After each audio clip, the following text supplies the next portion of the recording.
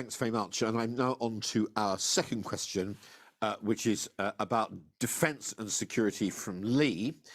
And his question is, why do you think that you're best placed to stand up to Putin, and what will you do to support Ukraine?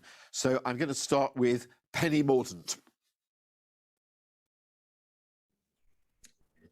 So I think we should be incredibly proud of what we've done to support Ukraine. And it hasn't just happened overnight. It's happened over many, many years. As MinAF, I bolstered our training operation there, stepping up the volume and the type of things that we were doing to train them to make themselves more resilient and to grow their forces and capability. We've done a huge amount, obviously, to support them in weapons, but we also have been helping on the civil defense side as well. So all of the civil protection, people rescuing individuals after attacks, all of that has been assisted by this nation. And I've had a great part in that because of the two departments that I've particularly been involved in.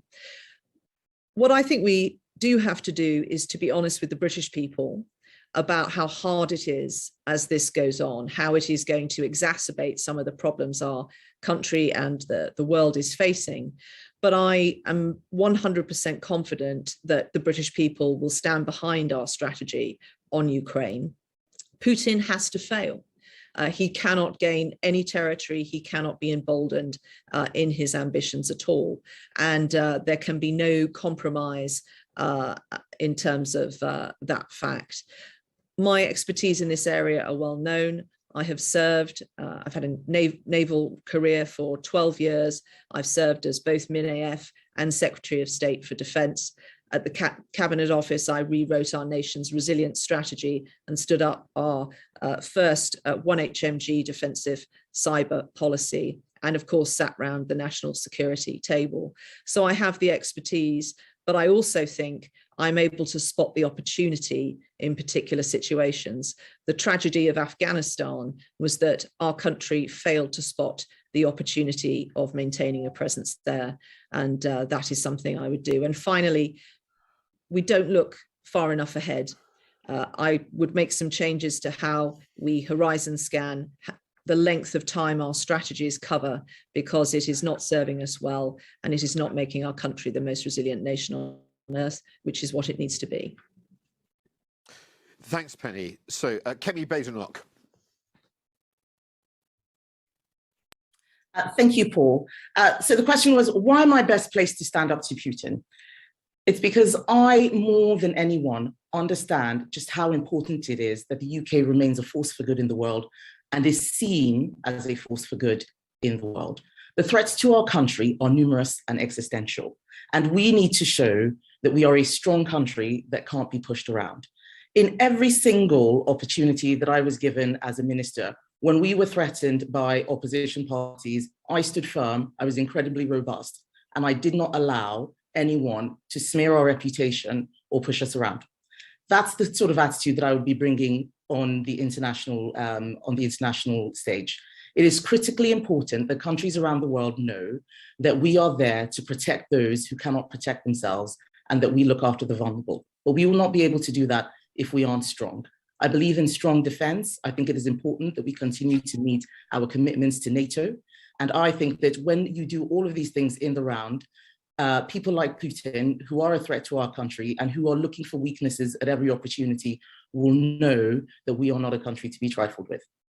On Ukraine, I believe that it is important, because of the vulnerabilities that they have, to continue to support them. I think that a loss in that war would be terrible for us for many years to come. The long-term threat would be significant, and we, along with our allies in the Western world, should do everything we can to protect the people. Thank you. Kemi, thanks very much. So, Tom Tugendhat, I think you're the only candidate, I apologise if this is wrong, who's actually been sanctioned by China. What would you do to stand up to Putin and support Ukraine? Well, I've also been sanctioned by Putin, so I wouldn't like to feel the Chinese were on their own on this wicket. Look, I don't know if I've mentioned it before, but I've been in the army for a while, and I served for a number of years on combat operations in Iraq and Afghanistan. And I've stood and fought for my country and for our country for many years. And I have been fighting for our country in Parliament too. Since I took over the Foreign Affairs Committee, I have been fighting Putin's Russia in Parliament.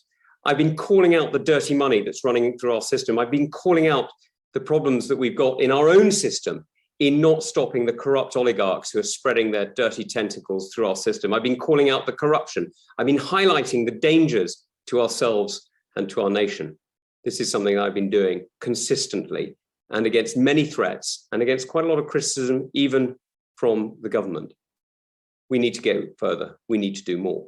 Now, I was in Ukraine earlier this year, and I've met with many Ukrainian officials and military officers in the past 12 months, talking about the challenges they face. Now, I understand the combat they're in because I've been in combat. I understand the challenge they face because I've seen those challenges. Now, I know what we can do. I know what we must do. We must put the Ukrainian people in such a position that they have the upper hand. We must force Putin to realize that he is going to lose. Now, it's not for us to define what victory means for the Ukrainians. It's their land, their lives, and their fighting. It's for President Zelensky, who's an amazingly courageous individual, who has demonstrated leadership above and beyond anything we could expect. It's for him and for his country to define what they're willing to fight for. But it's for us to put them in a position that they can choose to fight. Now, they're already demonstrating enormous courage, but we need to increase the supplies because they're using up in a day what we're supplying in a week. That's not good enough. We need to increase the support to the Ukrainian people. We need to increase our support of NATO. Already, NATO is doing what it can, but it's doing what it can in places that are really difficult. What we need to be doing is making sure that NATO is in a stronger position. That means supporting our allies in Estonia, Lithuania, and Latvia. That's where I was last year. I was watching Putin use migrants as weapons against Lithuania. Now that's outrageous, using human trafficking and human slavery effectively to undermine NATO partners. We must stand strong against him. We can stand strong against him. We need to spend, I'm sorry, but we do. We need to spend more on defense. We need to be absolutely clear to our enemies that we are committed to standing up against them. We will not back down. This is absolutely existential to us, and it's about defending our people. It also, I'm afraid, connects to energy. If we are not able to defend ourselves, we will find that prices rise. We find that energy supplies run short and that our enemies use all the weapons, all the tools that they have at their disposal against them. So for me, this is about rebuilding trust with our allies.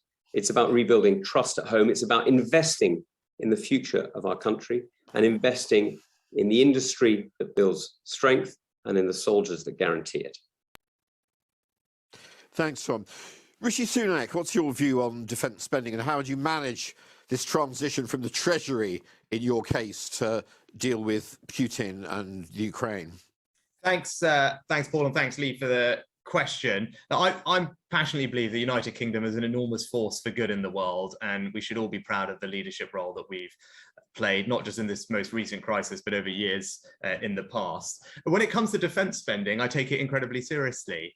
In the midst of the COVID pandemic, when we were dealing with lots of things, I made an exception for the Ministry of the Defence. And in 2020, I sat down and made sure that they were provided with long-term funding certainty, something that no other department had, but we singled out the MOD because it was incredibly important. And what we did was provide them with the biggest uplift in defence spending since the end of the Cold War.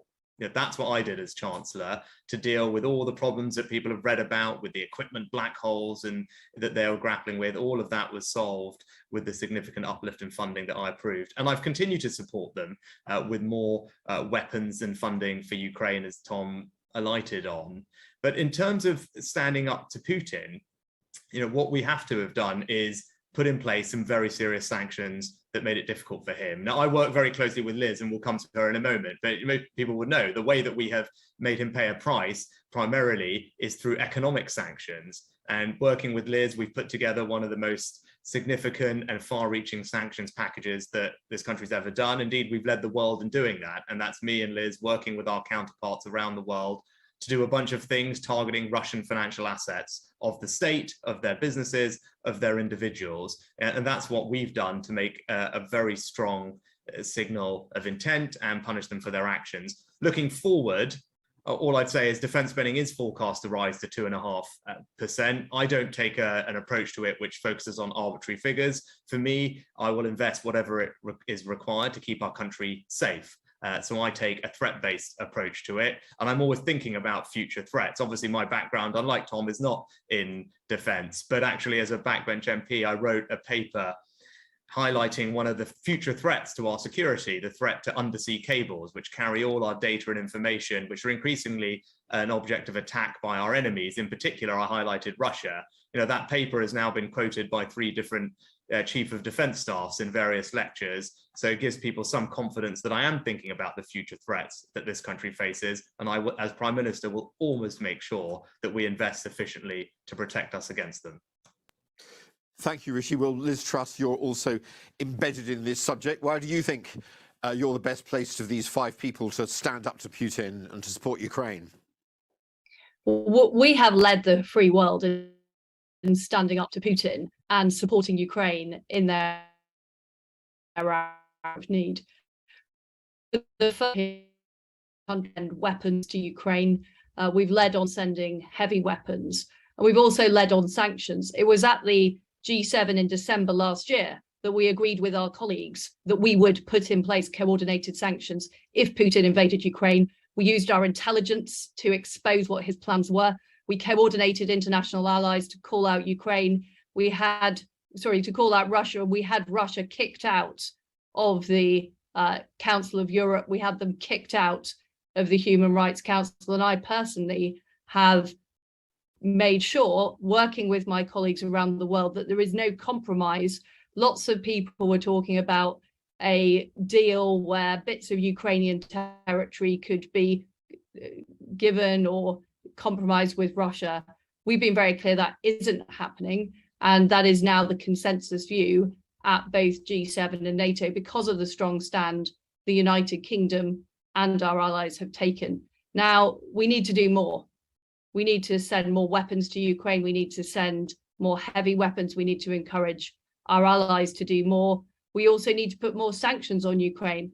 I think it's unacceptable that the European continent is still buying gas from Russia, which is funding Putin's war machine.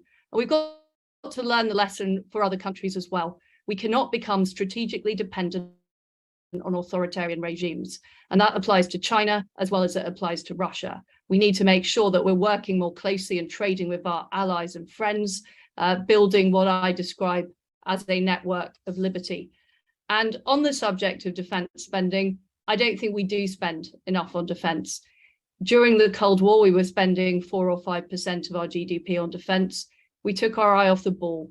We made it easier for aggressors to saber rattle. We saw that before the invasion, Russia were building up their tanks on the Ukrainian border. We can't let that happen again. So my view is we need to be at least at 3% of GDP by the end of this decade. And we need to work with our allies to increase that level right across NATO, because if Putin, heaven forbid, is successful in Ukraine, he will not stop there. We know the Baltic states are under threat. We know that Eastern Europe is under threat. And all the great change that we saw happen in the late 80s and early 90s, those people gaining freedom again for the first time in decades could be lost. And that doesn't just threaten freedom and democracy in Europe, it threatens it in the UK and around the world. So this, for me, is absolutely existential, and we need to put our money where our mouth is. Okay, Liz, thanks very much. I'm now going to go to our